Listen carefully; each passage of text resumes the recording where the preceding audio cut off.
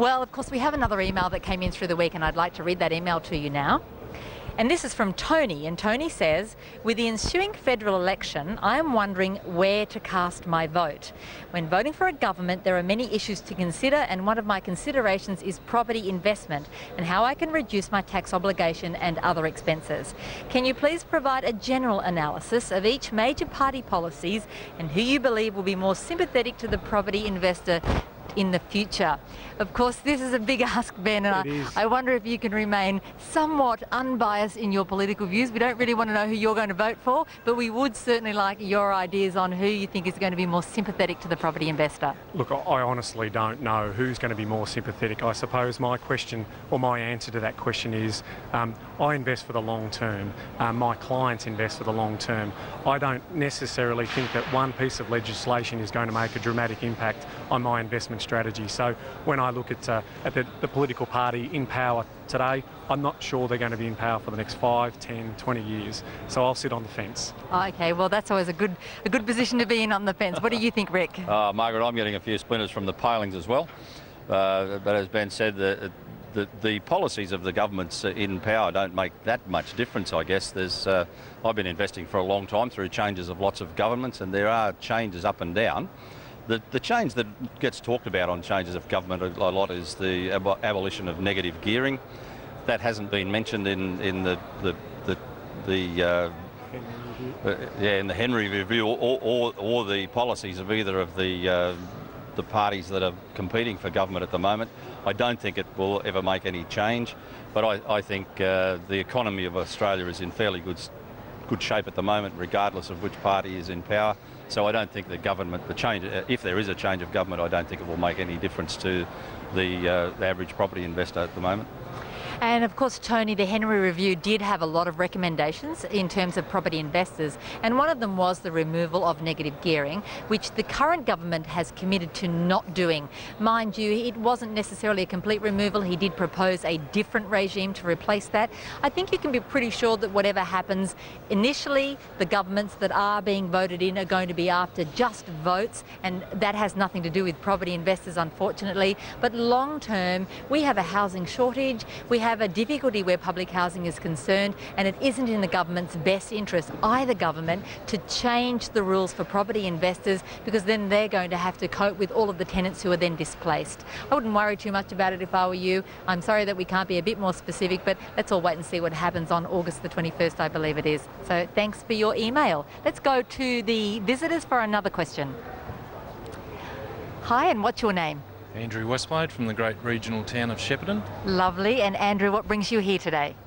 Just looking around and seeing the different options at a property investment seminar like this.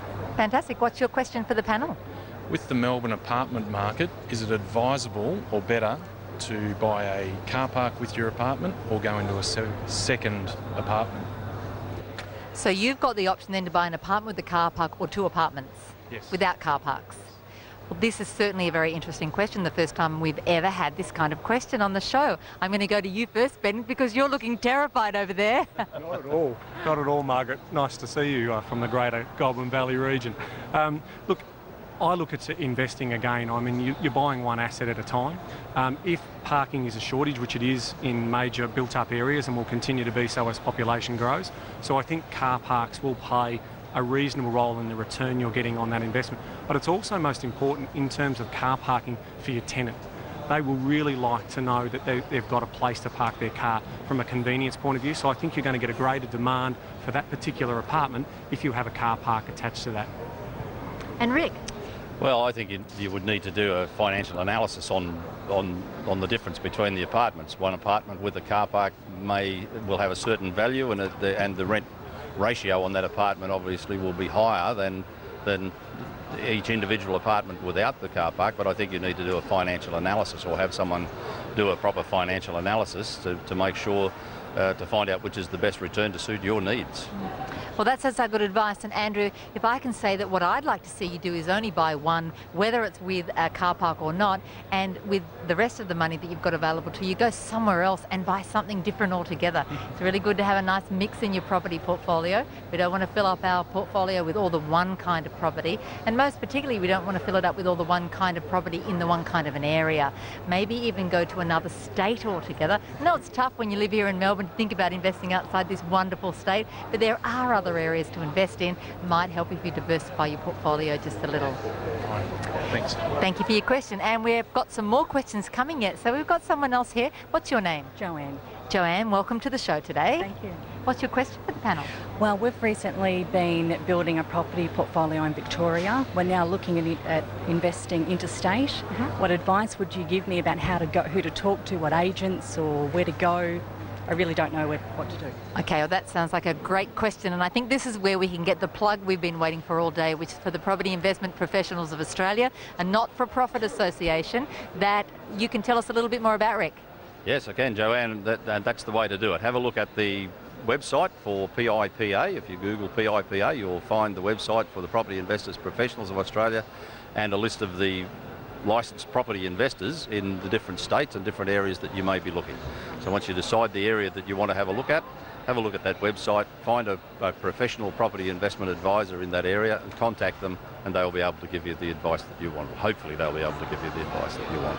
And of course, Ben, you're also a QPIA, which Rick is, which means a Qualified Property Investment Advisor, which means you've done the course. What kind of advice can you give to Joanne? Look, education's the key, Joanne.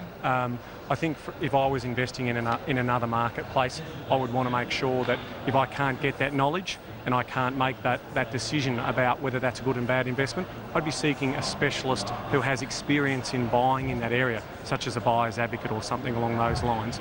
In terms of you wanting to do that research, look, that can be a fun exercise, a nice little hobby. Obviously, there's a wealth of information available through different organisations, as well as obviously what you may read through Margaret's books and so forth. So I think from my point of view, education, research, if you don't have the time to do it, then you might want to outsource that to a specialist and obviously a qualified advisor. And look, again, education really is the key, and becoming a little self-sufficient is really important to you. Remember that when you buy property as an investment, it's not about what you like or feel good about or get emotional about. It's about the property that has what we call the growth drivers, and the property that is going to deliver to you exactly what it is you need as a personal investor. You can find out those things. There's specific information and criteria that makes a property grow well and makes an area the right choice. Start getting a bit of education under your belt first, then I think you'll be ready to go out there in the world and start investing. Great. And good luck, Joanne. Thanks for your question today. Well, of course, we're going to be here all day today and all weekend at the Home Buyer and Property Investor Show here in Melbourne. Now, it's on from 10 a.m. to 5 p.m. every day, Saturday and Sunday. And as you can see, there's just a wealth of information available here at our fingertips. We've got plenty to see and do, seminars, free seminars, and lots of great information if you're interested in either buying your own home or investing in property. Now, I think we've got one more question this quarter, so let's go and see who our attendee is. Hello, and what's your name? Jolie. Jolie, do you have a question for us? Yes, please. Can you tell me how much equity you should have in your own home before you start investing? That's a nice, quick and great question. Ben? It's an excellent question. Equity is one part of the equation, and it's a very important part if you're looking to leverage into more property. The other part of the equation is good cash flows. So it's all well and good to say we've got equity there, but if we can't support the loan or the other investment that we're going to get our hands on, then it's an irrelevant question to me. I'm looking for what I call the ABCs. I'm looking for basically asset selection, cash flow management, and potential borrowing to make sure I can basically afford that particular investment. So I don't really have a rule of thumb. It's really about your personal circumstances and how comfortable you are in terms of the level of debt you go into. Just quickly, Rick. Yeah, absolutely. I mean, it depends on your acceptance of risk. Obviously, the banks have their criteria, but you also have to have your risk assessment done so that we find out what your level of acceptance of risk is. Investing in property is a great thing, but you still need to be able to sleep at night. So you need to have someone have a look at what your level of risk is and how much equity you have in your house then. balanced against your level of acceptance of risk and the bank's acceptance of you as a client to lend you money.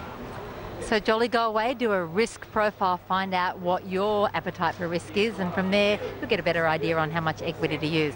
Okay. Thanks for your question. Thank you.